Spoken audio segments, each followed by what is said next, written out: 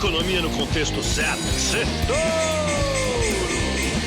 Oferecimento Exped, o melhor da XP Inc. para tirar o melhor de você. Boa noite, ouvintes da Jovem Pan. Bem-vindos a mais um Sextou, resumo da semana econômica no contexto certo. E essa semana foi volátil o mundo afora. Os investidores viraram a mão entre o bom e o mau humor, com muitas dúvidas no ar. Mas os ativos brasileiros, pelo menos os ativos brasileiros, tiveram uma semana que terminou no verde, com o Ibovespa subindo um pouquinho e o dólar caindo um pouco mais, destoando do planeta. Vamos ver aqui o índice do dólar, da Bolsa, tá? Aliás, se você estiver ouvindo na rádio, a Jovem Pan é a rádio que virou TV. Chegue em casa e assista no YouTube, no canal da Jovem Pan, o Sextou. Segunda-feira a Bolsa subiu, na terça-feira também terminou pra cima, na quarta-feira ficou no 0 a 0, quinta-feira caiu um pouquinho e sexta-feira hoje tá caindo um pouco mais, né, com as preocupações da inflação, tá bom? Hoje a Bolsa terminou levemente abaixo dos 126 mil pontos. O dólar, vamos ver o índice do dólar aqui. O dólar teve um movimento um pouco melhor essa semana e tá terminando a semana com quase 3% de queda, né? Mas vale lembrar que semana passada foi bem pior, o dólar estressou bem mais, tá? O dólar tá chegando no fim da semana, essa semana, né, aos R$ 5,12. Voltando aos temas importantes da semana, teve a variante Delta do Covid-19 que vem ampliando os casos de Covid mundo afora e voltou a atormentar e chacoalhar os mercados. Também aumentaram os questionamentos em relação à política de estímulo dos Estados Unidos, mesmo depois do presidente do Banco Central americano, Mr. Jerome Powell, ter tentado acalmar os mercados, já que saíram indicadores que mostraram que a inflação bem mais forte nos Estados Unidos pode, por exemplo, ter sido causada pela a alta do preço dos carros usados, né? Bom, para piorar, a China tá botando, né, tá puxando o freio de mão, né, no crescimento deles por lá. E isso também preocupou os investidores. A gente teve o livro bege, a gente teve a Christine Lagarde, a chiquíssima presidente do Banco Central Europeu, sinalizando que os estímulos podem ter um novo formato lá na Europa. Por aqui, o deputado Celso Sabino mudou o texto da reforma e agradou os investidores. E o destaque da semana principal fica para a internação às pressas do nosso presidente Jair Bolsonaro, transferido de Brasília para São Paulo. O que a gente sabe é que ele passa bem. Fique bem, presidente. A lei de diretriz orçamentária, a LDO, também passou e abre caminho para um novo orçamento no ano que vem. Teve ruído com o fundo partidário, eu sei, mas eu não opino, nem entendo, nem me meto em política, tá bom? Vamos lá. Bom, hoje teve vencimento de opções na B3 e isso agitou o dia, tá? E parece que a OPEP também realmente chegou num acordo sobre o quanto aumentar da produção mundial. Vamos lá para os principais pontos do nosso Sextouro de hoje. E o primeiro ponto da semana, o presidente do Federal Reserve não quer subir os juros, mas a inflação assusta, né? O evento mais importante da semana foram as duas participações do Mr. Jerome Powell, presidente lá do Federal Reserve, Banco Central Americano. Ele falou ao Congresso dos Estados Unidos. Ele tentou acalmar os investidores e, de certa maneira, conseguiu. Mas o mercado considera difícil o Federal Reserve segurar a redução dos estímulos depois de outros dois bancos centrais terem apertado o gatilho nesse assunto. É o caso da Nova Zelândia e do Canadá, que já indicaram que vão injetar menos dinheiro nas suas economias, tá? Exatamente porque a inflação tá cada vez mais salgada. Aliás, hoje, sexta-feira, a Bolsa tá afundando lá fora agora, tá? No fim do dia estava afundando por conta do medo da inflação. O Mr. Jerome Powell prometeu apoio poderoso, powerful support, ele falou, né, para que a recuperação da economia aconteça de maneira firme, mas também disse que o Fed, né, como é o apelido do Banco Central lá, tá pronto para agir com o objetivo de alcançar a meta da inflação. A carta na manga dele é que agora a meta da inflação é uma média longa, para trás, quando a inflação foi muito baixa lá nos Estados Unidos por vários anos. Então, para bater a meta é muito difícil, né, ter um longo período para trás com a inflação baixa. Quando você tira a média, fica baixa. Mas os americanos, gente, não conhecem a inflação como a gente conhece, e por isso eles não têm o medo que a gente tem. Por exemplo, o índice do preço do consumidor nos Estados Unidos, chamado CPI, né, subiu 0,9, acima do esperado, tá? Levando o indicador em 12 meses subir 5,4%, maior nível em 13 anos. Parece a inflação do Brasil, que hoje em dia a inflação tá, né? Bom, Como a maior parte da alta da inflação é carro usado, disparou o preço de carro usado, porque tá faltando peça para carro novo, tá, gente? Com o Covid-19 a cadeia de produção arrebentou toda, né? O mercado tá dando um voto. Como a inflação foi carro usado, o mercado tá dando um voto de confiança no Jerome Powell de que a inflação pode realmente ser temporária e passageira. Como ele diz, vamos torcer. Já o PPI, que é o índice de preço ao produtor lá nos Estados Unidos, subiu 1%, mais do que 0,5% que era esperado, tá? E o mercado ignorou isso aí. Isso aí não tem cara de passageiro, não, mas o mercado tá na fé que tudo vai dar certo. Vamos ver. Ai. Ponto 2 do nosso sextor de hoje. A variante Delta tá assustando o mundo de novo, tá espalhando, cresceu o número de mortes lá nos Estados Unidos. A variante Delta da Covid-19 voltou a ser notícia no mundo inteiro. A Organização Mundial da Saúde declarou que a variante já foi detectada em mais de 100 países, tá? Nos Estados Unidos, os números de casos de Covid dobraram nas últimas 3 semanas, tá? Essa parece ser a grande incerteza que pode pôr em xeque o crescimento global. Investidores se preocupam com os novos lockdowns, os novos confinamentos, que podem comprometer a reabertura e o crescimento econômico e, obviamente, o lucro das empresas.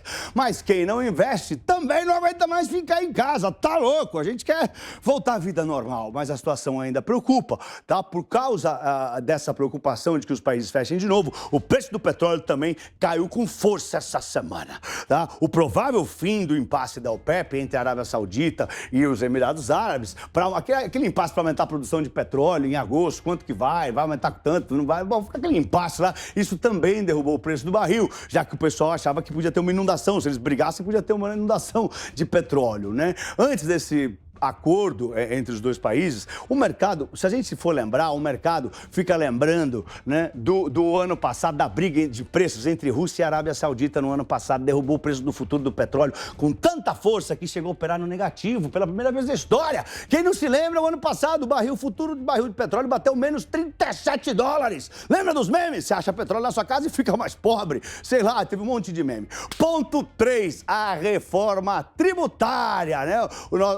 O Celso Sabino conseguiu tirar o bode da sala. O principal destaque dessa semana, que fez a Bolsa descolar das quedas do exterior, né? Ajudou a impulsionar o real, né, que tinha sofrido na semana passada, e obviamente o Ibovespa, foram as mudanças feitas no texto da reforma tributária pelo relator Celso Sabino. Né? O mercado viu com muitos bons olhos, né, o que os fundos imobiliários continuaram isentos de imposto de renda, por exemplo. Também a não tributação de lucro de dividendos em 20% sobre as filiais e matrizes das empresas também ajudou. Meus amigos analistas da nossa querida XP disseram em nota que os mercados reagiram positivamente ao relatório da reforma do imposto de renda, que prevê redução na tributação das empresas, né? Abre aspas, a versão do relator Celso Sabino corrigiu boa parte dos problemas da versão anterior e animou os mercados.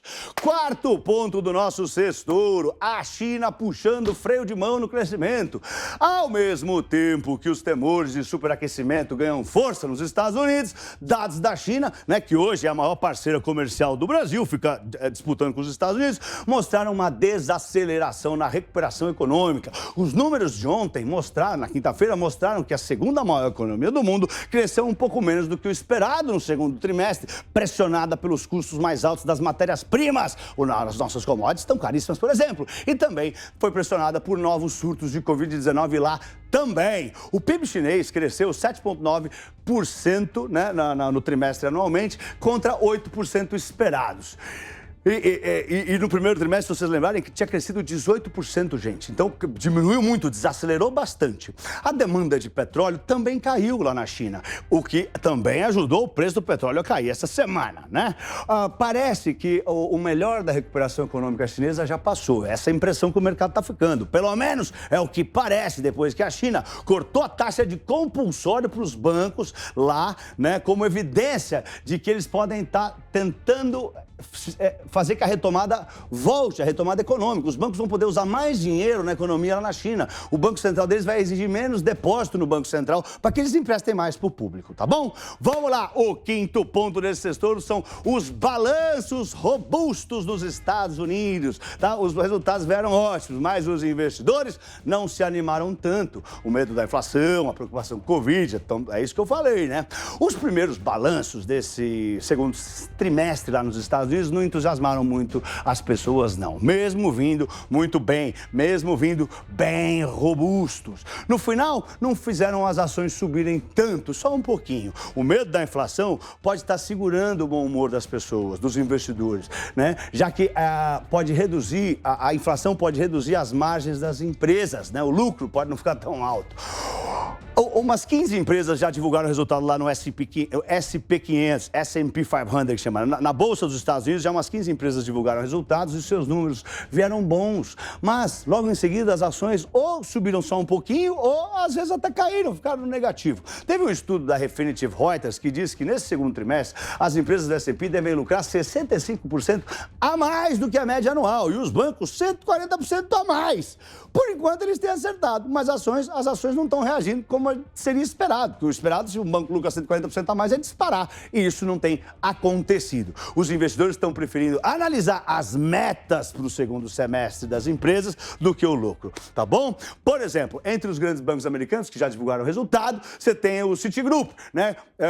Que divulgou um resultado quase o dobro, lucro de 2,85 por ação, mas caiu 0,3%. A expectativa era que fosse $2 por ação. Era 1,96 dólares por ação, veio quase 3 e a ação caiu, né? A ação do Bank of America, a mesma coisa, caiu 2,5 depois de divulgar um lucro 80 centavos de dólar por ação, sendo que a expectativa era 77. O meu ponto é, os resultados estão vindo melhores e as ações estão caindo, tá? As receitas em queda, né, podem explicar isso aí. O pessoal tá esperando menores receitas pro trimestre que vem. Sexto ponto importante, os indicadores econômicos lá nos Estados Unidos vieram mistos. E aqui também, né? Os Estados Unidos apresentaram indicadores econômicos que vieram até às vezes confusos. A produção industrial de junho subiu 0,4, mas o previsto era alta de 0,6. Por outro lado, os pedidos de seguro-desemprego somaram 360 mil, que é o menor nível da pandemia. Bom, hoje as vendas do varejo vieram acima do esperado, fizeram, né, o Dow Jones saltar para cima de 35 mil pontos, mas depois o medo da inflação virou e a bolsa caiu. Bom, o pessoal tá esperando que a economia... Tá uma confusão lá nos Estados Unidos, tá? A confiança do consumidor também veio bem abaixo do esperado, bem abaixo das expectativas hoje. Por aqui, como eu disse, os dados também vieram mistos e confundiram os investidores. O IBGE anunciou que o volume de serviços, que o serviço expandiu um pouco mais de 1% em maio, tá? Foi mais do que a previsão, tá? No ano já está crescendo mais do que 7% o volume de serviços, né? O IBCBR, que é uma prévia do PIB, caiu.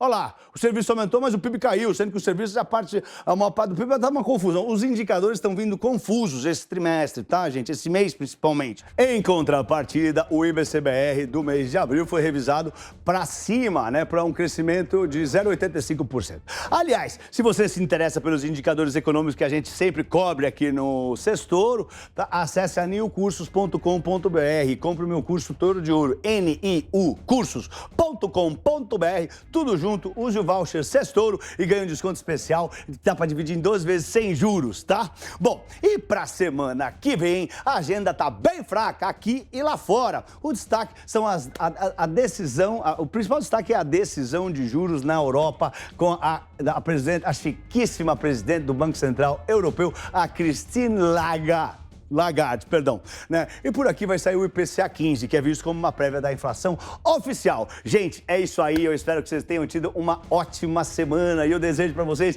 um lindo final de semana em família. Eu sou Pablo, tenha um lindo fim de semana. Vai, Torinho! Vai, Torinho!